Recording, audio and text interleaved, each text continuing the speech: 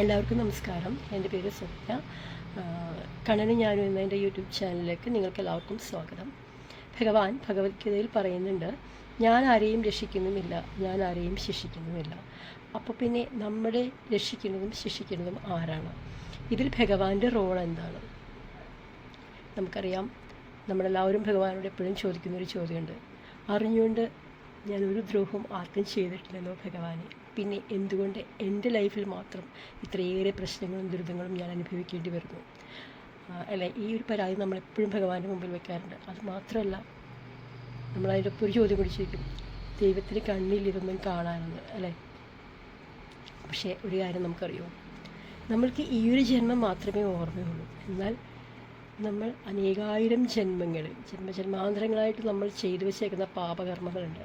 ഇതിൻ്റെയൊക്കെ ഫലം അനുഭവിക്കാൻ വേണ്ടിയാണ് വീണ്ടും വീണ്ടും നമ്മൾ ഈ ഭൂമിയിൽ ജനിച്ചുകൊണ്ടിരിക്കുന്നത്. എന്നാൽ ഇത് നമുക്കറിയത്തില്ല, നമ്മൾ എന്ത് പാപകർമ്മങ്ങളാണ് ചെയ്തേക്കണതെന്നും നമുക്കറിയത്തില്ല. എന്നാൽ നമ്മുടെ ഭഗവാൻ ഇതെല്ലാം അറിയാം. നമ്മളെ എന്തുമാത്രം അനുഭവിക്കേണ്ടി വരുമെന്നും എന്തെല്ലാം പാപകർമ്മങ്ങൾ നമുക്കുണ്ടെന്നും ഇതെല്ലാം ഭഗവാൻ വളരെ വ്യക്തമായി അറിയുന്നുണ്ട്. പക്ഷേ നമുക്കോ ഇതൊന്നും അറിയാതെയാണ് നമ്മൾ വീണ്ടും ഈ ജന്മത്തിൽ നമ്മൾ വീണ്ടും പാപങ്ങളും ചെയ്തുകൊണ്ടിരിക്കുകയാണ്, അല്ലേ?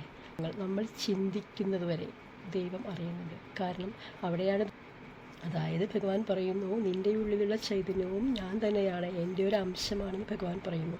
അപ്പോൾ ഭഗവാന്റെ അംശമായ ആ ചൈതന്യം നമ്മുടെ ഉള്ളിൽ വെച്ച്, ആത്മാവ് എന്ന് പറയുന്നത് അതാണ്, ഉള്ളിലിരിക്കുമ്പോൾ നമ്മൾ ചിന്തിക്കുന്നതും നമ്മൾ പ്രവർത്തിക്കുന്നതും എല്ലാം പരമാത്മാവിലേക്ക് എത്തുന്നു എന്നുള്ളതാണ് സത്യം. അപ്പോൾ നമ്മളുടെ ചിന്തകൾ പോലും ഭഗവാൻ അറിയുന്നു. അതുകൊണ്ടല്ലേ നമ്മൾ പ്രാർത്ഥിക്കുമ്പോൾ നമ്മളെപ്പോഴും ഭഗവാന്റെ മുന്നിൽ നിന്ന്, ഭഗവാൻ നമ്മുടെ ഈശ്വരൻ്റെ മുന്നിൽ പോയി നിന്നല്ലോ നമ്മൾ പ്രാർത്ഥിക്കുന്നത്. ഈശ്വരൻ നമ്മളുടെ മുന്നിലില്ല. നമ്മൾ പ്രാർത്ഥിക്കുമ്പോൾ നമ്മളെങ്ങനെ പ്രാർത്ഥിക്കുന്നത്? നമ്മൾ കണ്ണടച്ച് നമ്മുടെ ഉള്ളിലാണ് നമ്മൾ പ്രാർത്ഥിക്കുന്നത്. എല്ലാ സങ്കല്പങ്ങളും നമ്മുടെ ഉള്ളിൽ തന്നെയാണ് കൊടുക്കുന്നത്. അപ്പം നമ്മുടെ ഉള്ളിലിരുന്ന് ഈ ചൈതന്യം ആണിതെല്ലാം കേട്ടുകൊണ്ടിരിക്കുന്നത്.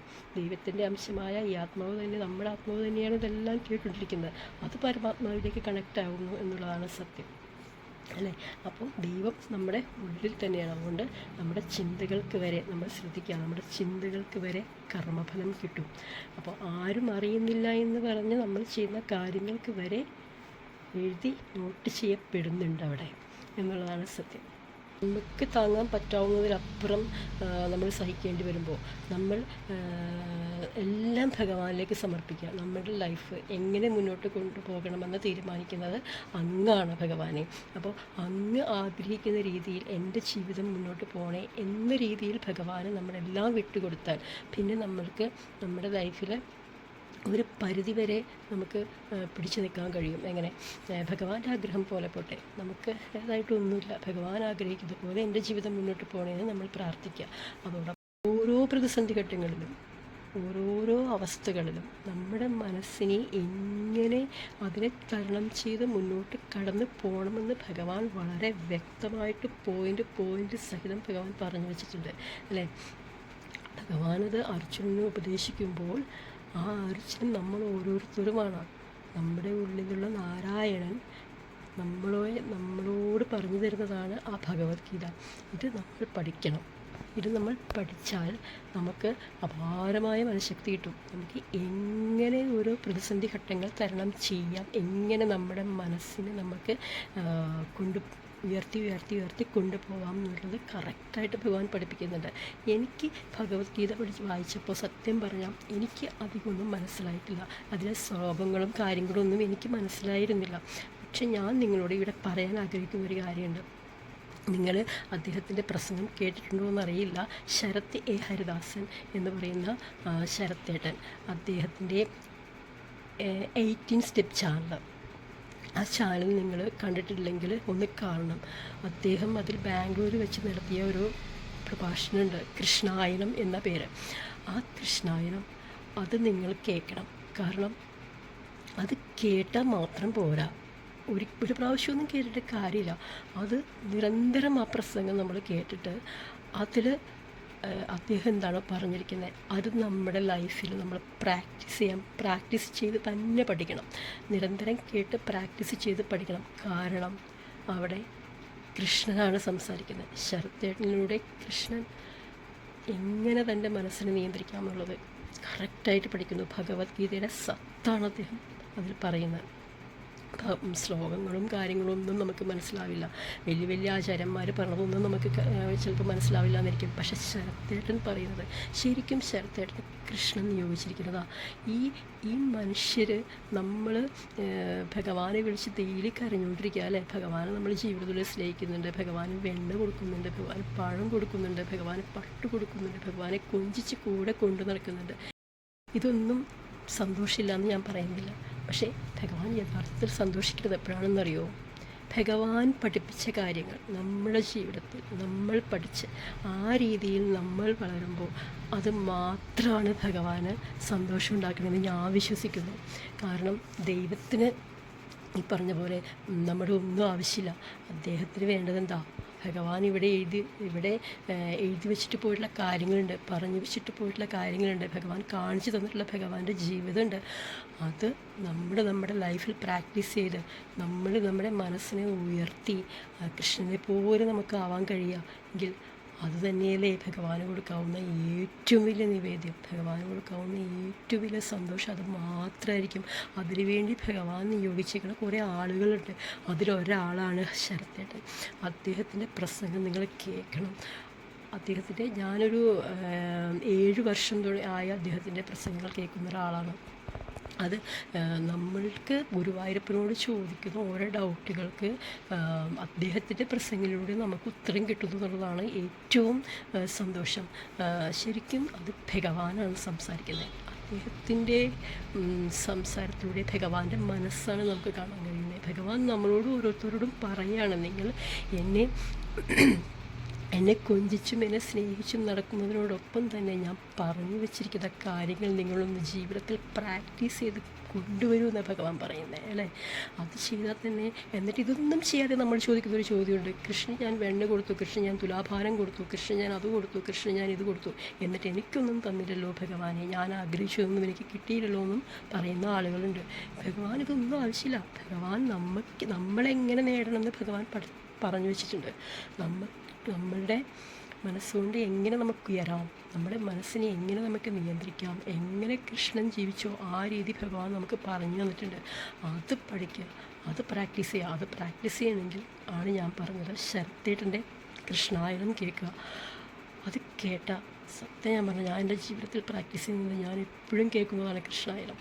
എന്നും ഞാൻ കൃഷ്ണായനം കേൾക്കും. അത് ഞാൻ എൻ്റെ ജീവിതത്തിൽ പ്രാക്ടീസ് ചെയ്തപ്പോൾ എൻ്റെ ജീവിതത്തിലുണ്ടായ മാറ്റങ്ങളെന്ന് വെച്ചാൽ വളരെ വലുതാണ്.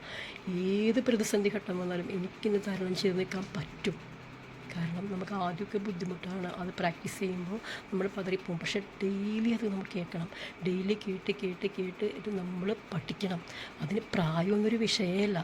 ഏത് വയസ്സായവർക്കും ഇത് പഠിച്ച് നമ്മൾ കൊണ്ടുവരണം. എന്നിട്ട് നമ്മുടെ മനസ്സിനത് പ്രാക്ടീസ് ചെയ്യിക്കണം. പ്രാക്ടീസ് ചെയ്യിച്ച് ഇത് നമ്മൾ ചെയ്യേണ്ടത്, ഏറ്റവും കൂടുതൽ ചെയ്യേണ്ടത് നമ്മുടെ കുഞ്ഞു മക്കളിലാണ്. അവരിത് പഠിച്ച് വളർന്നാൽ, ഞാൻ കൃഷ്ണനെ സാക്ഷി ഞാൻ പറയാം, നമ്മുടെ ജീവിതം രക്ഷപ്പെട്ടു. കാരണം ഒരു കുഞ്ഞ് ഈ ഭൂമിയിൽ ജനിച്ച് വീണാൽ അവൻ എങ്ങനെ ഈ ഭൂമിയിൽ ജീവിക്കണമെന്നുള്ളത് ഭഗവാൻ പറഞ്ഞിരിക്കുന്നത് ഭഗവത്ഗീതയിലൂടെയാണ്. അവൻ്റെ മനസ്സിനെ തളർത്താതെ അവനെങ്ങനെ ലക്ഷ്യത്തിലെത്താം, അവനെങ്ങനെ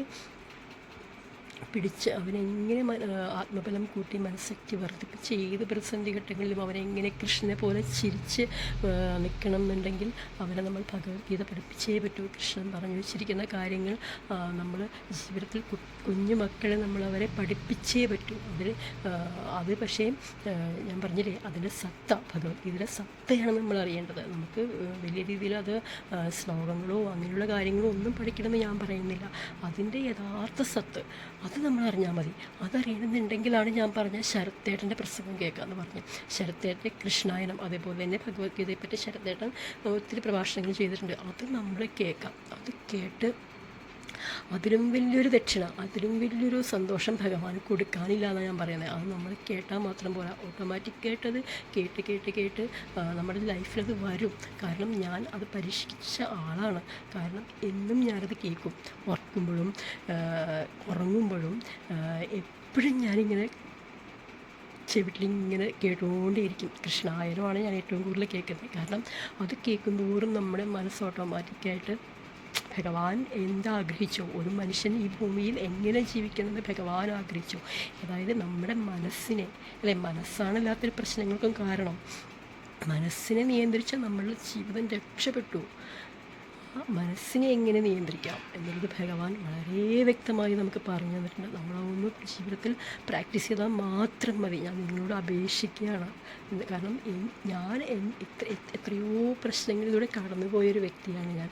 എൻ്റെ മനസ്സിനെ എനിക്ക് ഇത്രയും ധൈര്യത്തോടെ ഇപ്പോഴും പിടിച്ചു നിൽക്കാൻ എനിക്ക് പറ്റുന്നുണ്ടെങ്കിൽ എൻ്റെ മനസ്സിനെ ഞാൻ അത് പ്രാക്ടീസ് ചെയ്യിക്കുന്നത് കൊണ്ടാണ്. അപ്പോൾ ശരത്തേട്ടൻ്റെ പ്രസംഗം നിങ്ങളെല്ലാവരും കേൾക്കുക. അതിലൂടെ നമുക്ക് രക്ഷപ്പെടാൻ പറ്റും. കൃഷ്ണായനം എന്നാണ് ആ പ്രസംഗത്തിൻ്റെ പേര്. യൂട്യൂബിൽ അത് കിടപ്പുണ്ട്. അത് മുഴുവനായിട്ടില്ല, ഇനിയും അത് വരാനുണ്ട്.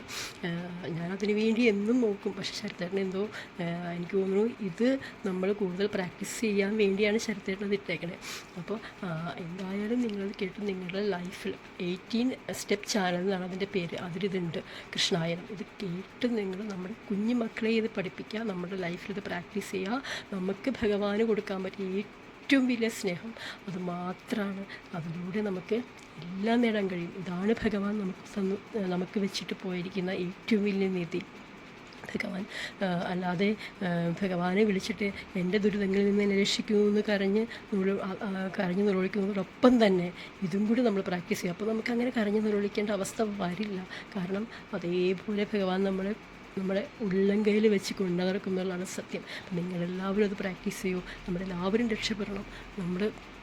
എന്താ പറയുക, നമ്മുടെ വരും തലമുറകൾ രക്ഷപ്പെടണം. നമ്മുടെ കഞ്ചാവിൻ്റെയും മയക്കുമരുന്നിൻ്റെയും ഇപ്പോൾ നമുക്ക് കുട്ടികളെ വളർത്തിക്കൊണ്ട് വരാൻ തന്നെ പേടിയാണ്. കാരണം ഇതൊരു ലോകമാണിത്.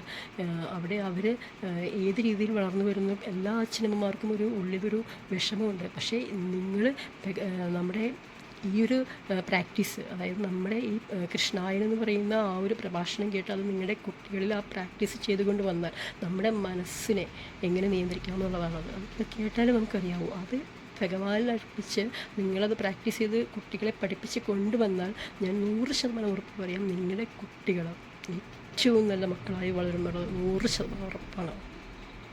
അപ്പോൾ എൻ്റെ ഒരാഗ്രഹമാണ്, ഞാൻ പറഞ്ഞത്, നിങ്ങളെല്ലാവരും ഇത് വിട്ടുകളയരുത്. ഒരാളെങ്കിലും ഇത് ചെയ്യണം. അതിലൂടെ നമുക്ക് മാറാൻ പറ്റും. അനുഭവം കൊണ്ടാണ് പറയണേ. കൃഷ്ണ ഗുരുവായൂരപ്പൻ എല്ലാവരെയും അനുഗ്രഹിക്കട്ടെ.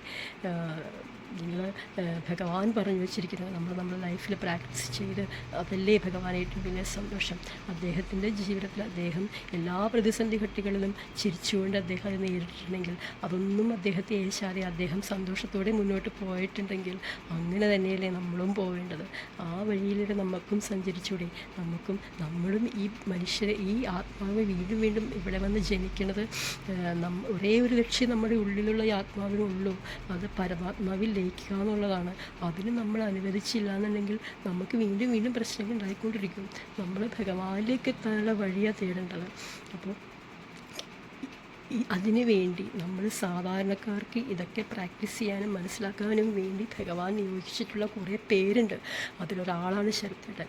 ഞാൻ പറയുന്നത്, ശരത്തേട്ടൻ്റെ പ്രഭാഷണങ്ങൾ എല്ലാം നമ്മുടെ മക്കളെ നമ്മൾ കേൾക്കണം. അതനുസരിച്ച് നമ്മൾ വളരാൻ നമ്മൾ പ്രാക്ടീസ് ചെയ്യണമെന്ന് വീണ്ടും വീണ്ടും ഞാൻ പറയണത്.